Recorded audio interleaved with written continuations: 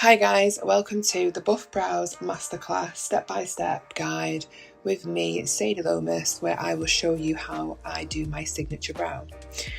I'm going in using the Go tool with the Purify foam. Using the Go tool, this helps me cut down on unnecessary waste, i.e. cotton pads, cotton earbuds, and as you can see, I'm going in with the brow polish as well as the brow purifier. I like to mix both together just due to the fact that it's a lot softer on my client's brows, because I'm going in now with a spoolie just to exfoliate my client's hairs and also skin to remove any residue or any makeup or dirt. This helps, and this is a very key important step because you will notice that the tint will grab to the hairs a lot quicker and also to the client's skin if that is required or requested. As you can see, I am happy that my client has been fully exfoliated, and I'm going in with a cotton pad and I am just removing any excess and making sure the brow area is nice and dry for the application of the tint. I am using the Buff Browz dark brown tint, and I am using the mixing palette. I use the ratio 1:1. I find that the consistency is perfect, and also this is all you need to get a quick development of the tint itself. I'm mixing well. I generally mix for about 30 seconds to a minute. I just like to make sure everything's mixed in well and the consistency is even before applying to the brow area.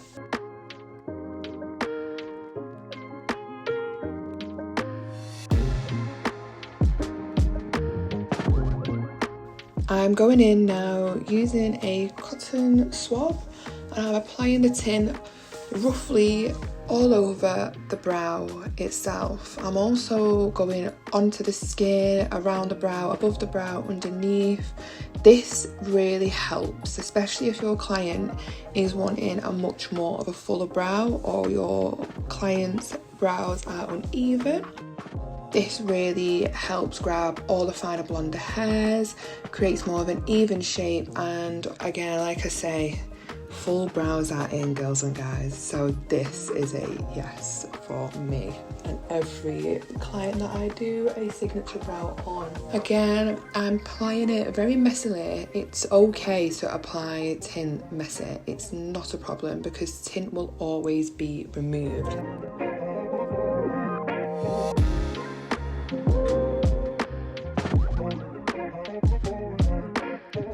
Just to make sure I'm happy with the consistency of the tint all over the brow hairs, I am going in with a spoolie, just a plain clean spoolie, and I am brushing the tint through the hairs, making sure all the hairs are covered nice and evenly.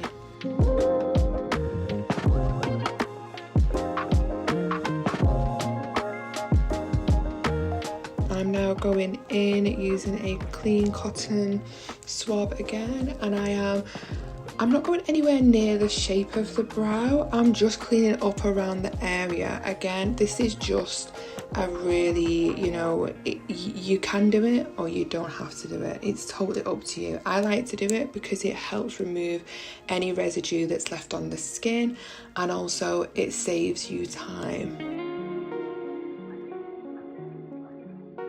It doesn't have to be perfect, but I do like to go underneath and above the brow area, as well as doing the centre of the brows. Again, it doesn't have to be perfect, guys. It's just a quick tidy up, clean up, just checking everything over.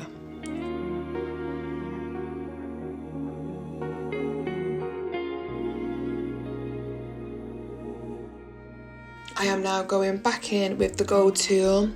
I'm just checking over the tint, making sure I'm happy that obviously the tint has fully developed to the shade that I want it to be. I am also using the Go tool to remove all excess of the tint off the brow. Again, this really cuts down on waste, especially in this part, because obviously, as you know, tint can be messy. So I always use the Go tool to remove all tint. I'm now going in with a cotton pad, just making sure the area is nice and dry, making sure it's all nice and clean and there is no more tint left on the brow area. I'm now using a clean spoolie. I'm just brushing the brows through, making sure everything's nice and dry and I've got clear vision of the brows. I'm going in now with my wax. When it comes to waxing, I don't go near the brow shape itself. I like to apply just underneath the brow area. This way it's a lot easier for me to manipulate the wax if I want to go further up, or my clients ask for more of like a defined arch, I can push it into more of the arch area. But again, this is a really niche technique and it takes practice, but honestly, this is the best technique that I've come to find when performing a signature brow, because all brows are different. Like I said to you before, some brows may be totally opposite, where one brow is bigger, one brow is thinner, and so obviously we want to get them as even as possible. So I like to wax away from the brow area and then push the wax up into my desired shape. I'm now going in with my wax strip. I'm doing bit by bit as this step is really key, as you don't want to catch any brow hairs that shouldn't be in the waxing line.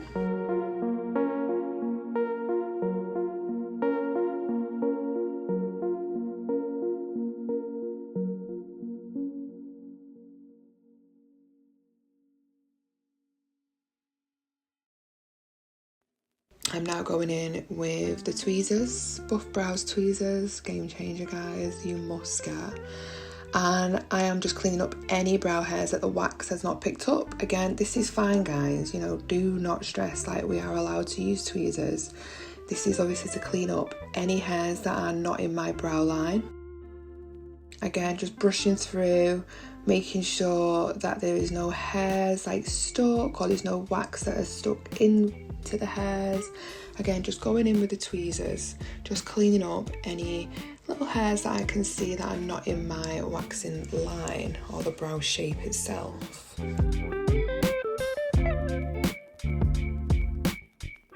I am now going in with the wax again on the top bit of my client's brow. Now this again is a key important step. This is obviously to help create that arch and make it a lot more softer or more of a higher arch. Less is more at the top, as I always say, less is more. So again, I'm waxing away from the brow and then I am pushing the wax down into my desired shape. I always say to my clients on this step, it may feel like I'm taking all your brow off, but I'm actually not. I'm just manipulating the wax to the desired shape. As you can see on the tails, I've not even cut into the tails yet until now. Just manipulating the wax, moving the wax. This is honestly such a really easy way to create that desired shape. Making sure as well my client's skin is stretched nicely. I'm going in now again with my wax strip and removing, as you can see on the tail there, that perfect defined line. Just brushing the brows upwards with a clean spoolie, making sure there's no wax attached. I'm going in with the wax again to do the centre of my client's brows. Again, as some of you know, you never ever wax the middle bit of a client's brows to the edge of the nose. It's always to the inner line of where the nostrils start.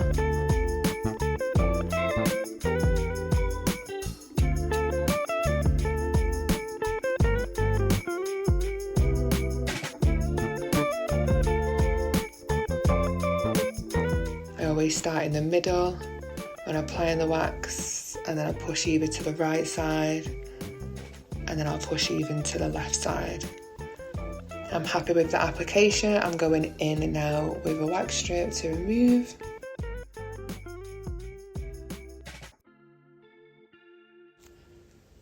Moving on to the left brow now. Again, the same method is required, but this time I'm looking at the opposite brow as well as doing my left brow, just making sure that I'm happy with the shape. But again, I'm applying the wax further down from the brow, as you can see there, and then I'm pushing the wax up into the desired shape.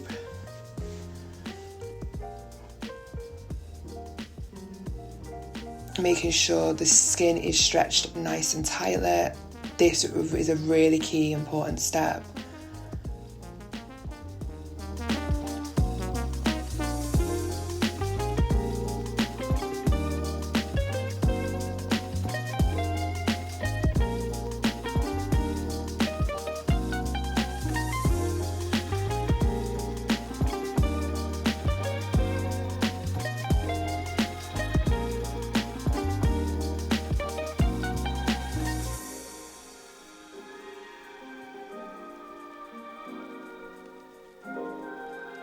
Happy with the shape, I'm going in again with the wax strips, and bit by bit I am removing, pulling down as well on the client's skin.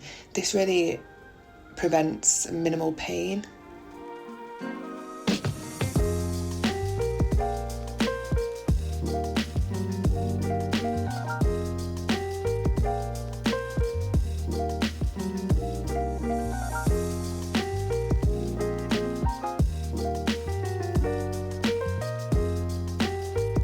A good stretch of the skin. Going in once more with the tweezers, removing any fine little hairs that are not in my waxing line. Give them a quick brush of a clean spoolie, and as you can see, the brows are looking a lot more even, a lot more symmetrical already. I've not even done the top bit yet, but you can just see by the underneath.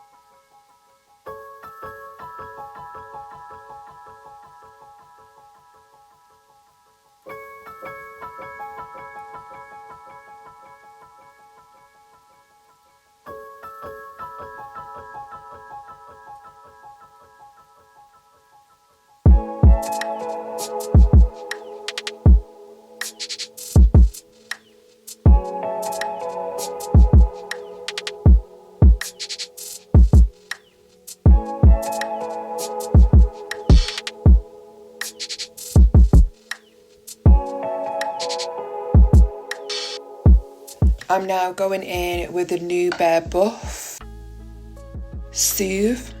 This is a post-wax serum.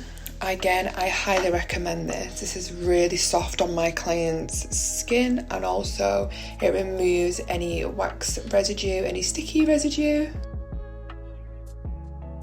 I'm now going in with the thread. This is a technique which is really important to my signature brows. This removes any of the fine fluff blondie hairs. Again, this gives your client's brows a more of a structured finish. Do the top bits, making sure the area is nice and clean. Not going too close to the brow shape itself, but just making sure that all unwanted hairs are removed. I'm now going in with the new Bare Buff again, the Erase. This is a tint remover, really soft again on my client's skin.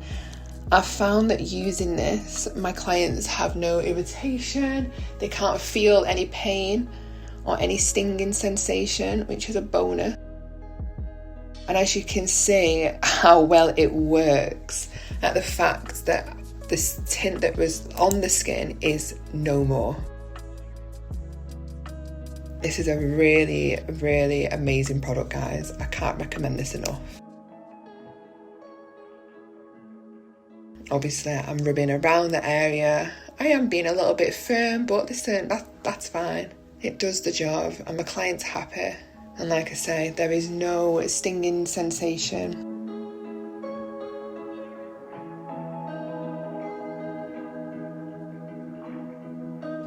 And now, because I'm going near the underneath bit of the brow, I am using the erase again, just with a cotton swab, just cleaning around the brow.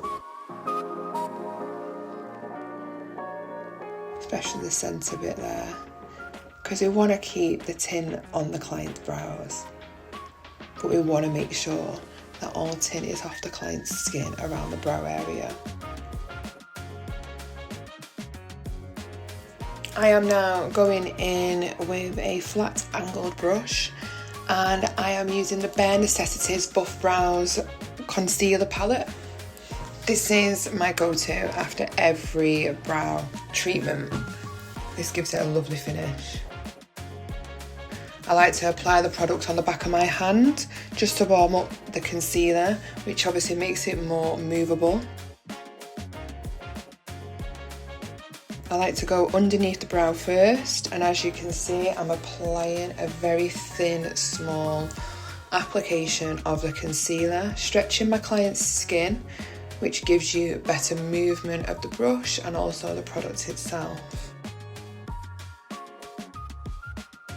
I'm going in with a more smaller Buff Browz angle brush, and this I'm just softly buffing out the concealer so the line itself isn't as harsh.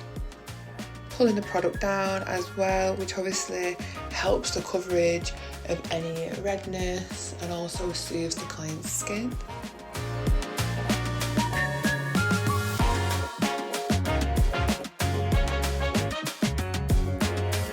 Just going in with a clean cotton swab just to remove any excess. And gives it more of a softer finish. Same again on the other side, I'm making sure that my client's brows are nicely stretched, and as you can see, the application itself using a really flat headed brush is of really key importance to this step.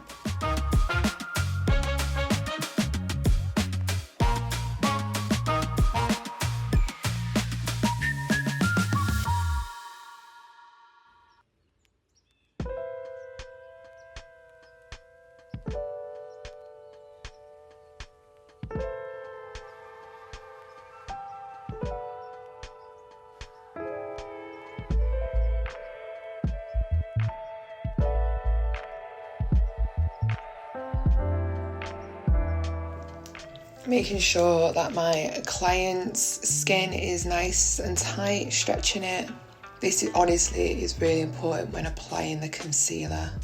Again, using my angle brush just to carve out the underneath bit of the brow and just pulling any residue that's looking very heavy on the underneath bit of the brow just down, and then just going in and just buffing it out just to remove any excess. Again, going in with a clean cotton swab, and then I'm just finishing off by using the cleansing brush. This is to obviously again smooth out the concealer, gives it more of a natural finish. I'm now using the Divine Brow Oil. This really does help hydrate, and it's a superfood for the brow hairs itself. Going in now just to trim the brows, using a spooler just to brush the hairs upwards, checking to see if there's any hairs that are no longer in the brow structure. Less is more with the trimming. That's something that I've found. Less is more. And again, it all depends on what your client's desired look is. If you wanted more of a fluffy brow, then obviously you keep the front bits of the brows, but then you would tailor more the tails. I'm now going in with the Buff Browz Designer Pencil. This again, as you can see on my client's brows, there is a little tiny gap where we just obviously want Ellie to have more hair growth. Again, using the Divine Brow Oil, this is another way to promote hair growth.